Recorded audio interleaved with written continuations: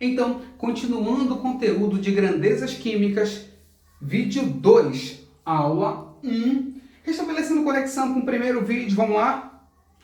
Um átomo de ferro tem massa de 56 unidades de massa atômica, que eu posso escrever uma ou tá? 56 unidades de massa atômica.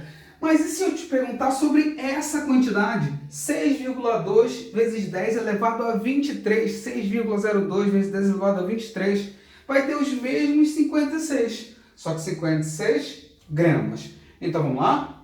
Sempre que eu expressar a massa de um átomo, de um íon, de um cátion, um ânion, de um complexo, eu sempre vou expressar essa massa em unidades de massa atômica. Agora, a partir do momento em que a base de comparação dessa massa seja a constante Avogadro, eu vou expressar essa massa em gramas. Então vamos lá? Um átomo de carbono, tu já sabe, pesa 12 unidades de massa atômica. 2 átomos de carbono, 24. 3 átomos de carbono, 36 unidades de massa atômica. Uma dezena de átomos de carbono vai pesar 120 unidades de massa atômica. E eu vou te perguntar o seguinte, e 1 mol de carbono pesa quanto? Bem, para isso, para que tu possa me responder essa pergunta, vamos ver aqui o conceito de mol. Muitas vezes, algumas palavras nos remetem imediatamente a uma quantidade. Dezena, 10. Dúzia, 12. Centena, 100. Então, quando eu falo dezena, na tua cabeça vem imediatamente essa quantidade, 10. E é da mesma forma que o aluno de Química, o meu aluno de Química do IFPE com Escamentar, precisa ter a convicção de que sempre que o professor utilizar o termo mol, tem que vir na cabeça essa quantidade. Que quantidade? 6,02 vezes 10 elevado a 23. O que é dezena? É o termo designado para definir 10 unidades. Então, o que vem ser mol? Mol é o termo designado para definir 6,02 vezes 10 elevado a 23 unidades atômicas. Eu posso usar a mol para banana? Em termos comparativos, sim, mas em termos científicos, não. Eu posso usar mol para elétron? Posso, porque elétron é uma grandeza atômica. Eu posso usar mol para próton? Posso também, porque próton, ou número de prótons, também remete-se a uma unidade atômica. Então, o termo científico mol só pode ser utilizado para unidades atômicas. Mol é o termo designado para definir 6,02 vezes 10 elevado a 23 unidades atômicas. Não te esquece, eu sei que eu te citei isso da pandemia, eu sei que ficou no teu cérebro, eu sei que vai cair na tua prova, então aprende. Vamos lá? Um átomo de oxigênio, um átomo, 16 unidades de massa atômica. E 1 mol, ou seja, essa quantidade de átomos é o mesmo 16, é o mesmo, só que quando eu falar mol, essa massa vai ser expressa em gramas. Bora ver se tu entendeu. Quanto é a massa de um átomo de bário?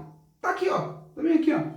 Eu vou colocar aqui, ó. 137 unidades de massa atômica. Tá aqui, ó. Não preciso decorar? Não preciso ter esses valores decorados, não. Agora eu vou te fazer a pergunta. E se for 1 mol de átomos de bário?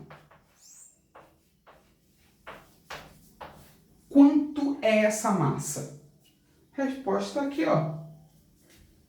137. Mas como é a massa de 1 mol?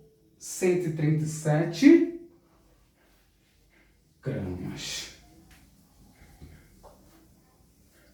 Ei, uma dezena de bário, 10 átomos de bário. Uma dúzia de bário, 12 átomos de bário. Uma centena de bário, 100 átomos de bário. E quantos átomos tem em 1 mol de bário? Quando eu falo o termo mol, a tua cabeça já deve ser remetida àquela quantidade.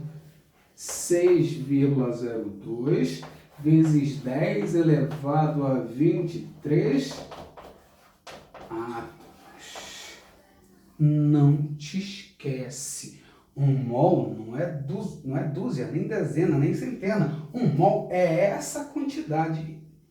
Imediatamente o teu cérebro já tem que pensar.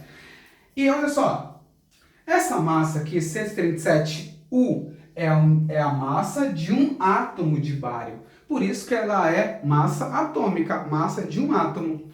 E essa massa, 137 gramas, é a massa de um mol. É a massa de um mol. Então, 137 gramas é a massa molar. Se é a massa de um mol, é a massa molar. Para terminar esse vídeo, massa molar é a massa contida em 1 mol de espécies químicas. Esse 137 não é a massa de 1 mol de bário? Então, essa é a massa molar. E ela deve ser expressa sempre em gramas. Então, não te esquece. A aula hoje está sendo um pouquinho mais conceitual do que as demais. Entretanto, é fundamental que tu relembre todos esses conceitos que nós trabalhamos em sala de aula. Próximo vídeo.